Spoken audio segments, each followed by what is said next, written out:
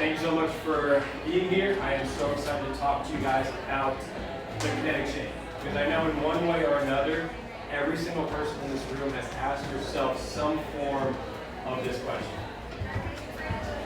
Why am I in pain? You wake up, you got some neck pain, you go, must have slept wrong, can't move for the rest of the day. You go to work, you're sitting all day, you come home, you go, oh, my lower back is killing me. Honey, where's the heat pad, right? Or maybe your friends say, let's go for a little jog. You go for a jog, and then your knee is bothering you for the whole week. And you tell yourself, you're getting older. This is just what happens. What am I going to do? This comes with the territory. And I'm here to say that being in pain is not just a part of getting older. The real reason you're in pain is most likely because you probably distribute force poorly. What do I mean by this? Let's use an analogy.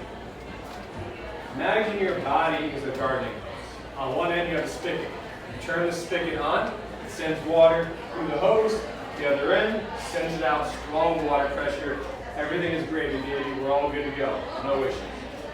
Now, take that same hose and twist it up, make a few knots, a few kinks here and there, and what happens? You get a little drip drop out the end. What happened to the water pressure?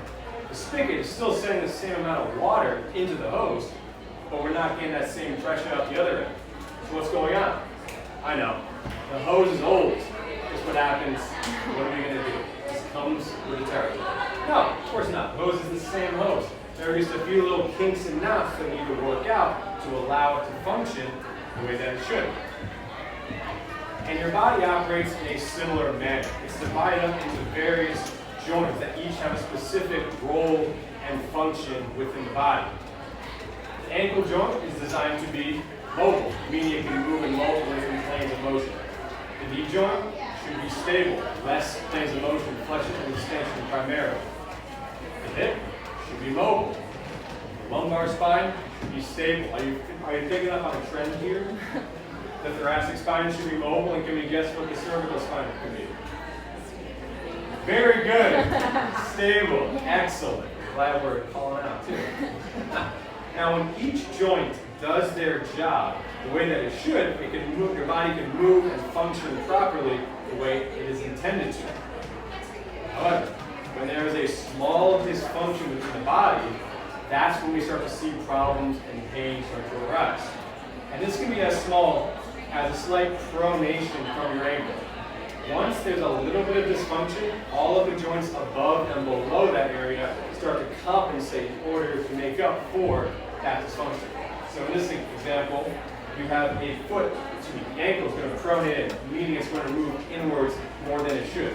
From there, the knee is going to internally rotate, the hip is going to anteriorly tilt, meaning tilt forward, the hip is going to externally rotate, the lumbar spine is going to laterally flex, the thoracic spine, to prevent the lumbar from continuing to laterally flex, is going to stabilize, and the cervical spine is going to laterally flex in the opposite direction. If you kept flexing this way, you just fall over.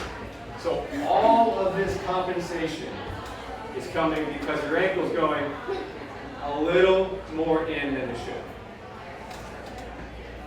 So imagine what happens if you have this dysfunction and then you add load on top of it. Let's take a few examples here. Standing still. We have an equal force of downward gravitation compared to upward normal force, meaning that gravity is pushing you down, that's your weight, and you always have an upward normal force. That's just physics 101. From there, you get static equilibrium, you're standing still, you're not moving. If you do have dysfunction present, you probably won't feel anything or even notice that there is any issue going on. But when we increase intensity just slightly, like we're doing here in a walk, for example, heel strike looking at specifically, every time your heel hits the ground with every single step, your knee joint is observing a compression load 3 to 4 times your body weight. Your ankle, even more than that, 3 to 5 times your body weight. Now multiply this out by the thousands of steps that you're taking every single day. But what happens when you run, let's say? The loads increase even more. your hip will observe a brief compression load of 5 to 6 times your body weight, your knee 6 to 8 times your body weight, and your ankle and surrounding ligaments 10 to 12 times your body weight. And this only increases the faster you run. And now just imagine how many steps you take if you're doing a mile, 5K, 10K, half marathon, even a marathon. And that's why we always look at what is going on within the body, what dysfunction is present. And if you don't acknowledge that, then it makes sense why you're having knee pain, why you're having hip pain, why something's flaring up when you go for a longer run. But we all know that running is high impact, and so we say, I'm just going to avoid running. That's fine, Miles. Great. What about lifting? In this example, we're looking at a weighted squat, specifically the initial concentric phase, meaning you get into the bottom position of the squat, you're going to reverse inertia to stand up. From this position, your spine observes a brief compression load of 5 to 10 times your body weight, hip 6 to 8 times your body weight, and your knee 6 to 7 times your body weight. And this only continues to increase the more weight you put on your body. Now, remember that compensation pattern we spoke about previously with that ankle pronation. Imagine this person who standing still is totally fine, but then you start to walk, run, squat. How much load is being put into those joints that are already compensating for that minor dysfunction? Therefore, if dysfunction is present, higher loads equal a higher chance of injury. Now, it's not definitely going to happen, but the chance of it will dramatically increase. So this brings up the question, should everybody move the same way then? No, of course not. We're all different sizes, shapes, we all have different bone lengths, girths, and these differences just simply inform our training, not the other way around. Your anatomy simply predisposes you to have a higher chance of compensation in some way. So the focus for our training as a whole should be to minimize that compensation and maximize our power output and our energy transfer up and down the chain. Like I just said, maximize energy transfer, minimize compensation. So let's take a look at some examples here. This person is born bow-legged, meaning that they're going to rest on the outer third of their foot. Their knees are going to cave outward, giving you that bow-shaped look. The energy leap in this case is going to be a core medial, meaning that middle chain engagement. So for folks like this, we would then prioritize in the training adductors and medial hamstrings to rebalance frontal plane stability. We would look at that medial arch and big toe landing, especially with that gait as we walk and as we run. It's going to get them to stop dominating the outer part of their foot. And lastly, work on hip internal rotation, just to try to bring that femur a little bit more back to neutral. And again, purpose is to maximize energy transfer up and down the chain and minimize compensation. Let's take a look at another example. The exact opposite. This is a valgus knee position, meaning the knees are caving inwards. I see this way more than I see a bow-legged person. So, in this case, the energy leak is going to be weak glute medius and minimus and poor foot control. So what do?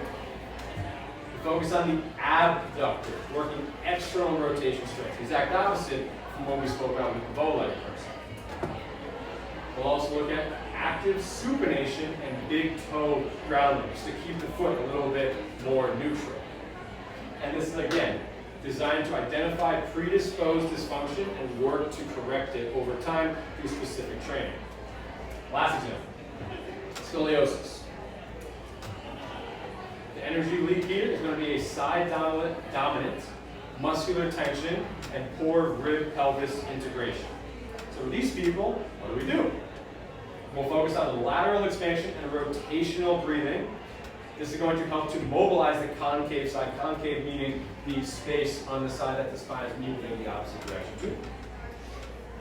We're going to work on offset training. One-arm carries, single leg work, anything unilateral is going to be excellent for rebalancing any asymmetries that we have. And lastly, work on anti-rotation control. That can be a pal-off press, that can be a cable chop or a lift, or it could be a kettlebell halo. The opportunities are endless here, but just knowing what we're training and why to make sure that we're keeping everything in line and correcting imbalances is what we're going for. Again, with the goal being maximize energy transfer, minimize compensations. And that's all great in theory, right? But what can you do? Let's say you don't have a trainer that you're seeing that's noticing these things. You don't have any major anatomical compensations. You're not scoliosis. You're not bow-legged. You just want to move better and go for a run and not have low back. I get it. What do we do? 3 things. Start with the feet and the ankles. Walk and train barefoot as much as possible. I know it looks cringy at the gym, but I promise you, by walking and training barefoot, you're using and developing the musculature in your feet and your ankles. That when we're walking in shoes, and in those cushy on-cloud shoes especially, we're not feeling the ground. We're not gripping the ground and we're not engaging. Imagine doing a deadlift on a bed of pillows. You can't get any generation. You can't drive into the floor off of pillows. Walk barefoot. Maybe not outside. They have barefoot shoes for that. They're just kind of nasty. But focus on 3 points of contact when lifting. The base of your big toe, the base of your pinky toe, and your heel. Imagine a tripod. Those 3 should always be in contact with the ground. If you're ever lifting or leaning on one side, all I have to do is say, oh, the base of my big toe is lifting up. Let me push that down. And just by doing that, you're correcting some imbalances. And then lastly, I always tell my clients this. Before you do any movement, upper body, lower body, check your feet. Do we have passive feet where I'm just letting gravity pull me down and I'm not really engaging with the ground? Or am I engaging with the ground? Are my toes facing straight forward? Do I have all 3 points of contact? Are my toes gripping the ground? Or am I just sort of passively just grabbing weights and just lifting them up? Engage with the ground, use your feet. That's your number 1 contact with the floor to create tension. So use them. The other way is to add deceleration drills into your warm-up. Deceleration drills train your body to absorb forces and works on eccentric control. You may say, Miles, I never jumped my entire life. Probably should, but that's besides the point. Working on landing allows us to improve energy transfer up and down the chain. Just like I said in the example for walking, running, you're still landing. You're still absorbing force, even if you walk, if you jog. So you might not be actively jumping, but you're still absorbing force with every step. So you should train that. And last, it improves dynamic stability. And then the last thing is to work on your mobility across your ankles, hips, and thoracic spine. These can easily be added to warm-ups, cool-downs, or even supersets. And this can literally be as easy as picking 1 or 2 exercises for each of those 3, doing it for 1, maybe 2 rounds, 5 to 10 reps. And if you find a movement that you really love, stick to it. Keep doing it. That's great. I promise. The more you do mobility, the more mobile you get, the less aches and pains you'll have over time. Guaranteed. You'll also improve active and dynamic range of motion, which can decrease injury risk, and you'll improve your capacity for strength and power because you'll have more usable range of motion. So, to recap, pain is not a natural part of aging. One is not correlated to the other. The reason you're in pain is because you probably have some dysfunction within the body that you need to just work out. Take that hose example. Untwist the hose, everything flows the way that it should. And if you take nothing away from this presentation, just remember these 3 things. Start from the ground up, learn how to absorb forces, and by God, work on your mobility. We are so tight as a species. Just do a little bit of mobility and I guarantee all those aches and pains. I added in some free resources here that you guys can use. These are all hyperlinked. They're found under my journal on trainingmiles.com, but don't worry, I have a QR code. Yeah. Yes, technology might not be my strong suit, but I do know how to use a QR code. So, thank you so much for listening to me talk about the Kinetic Chain. I will stop here and let you guys ask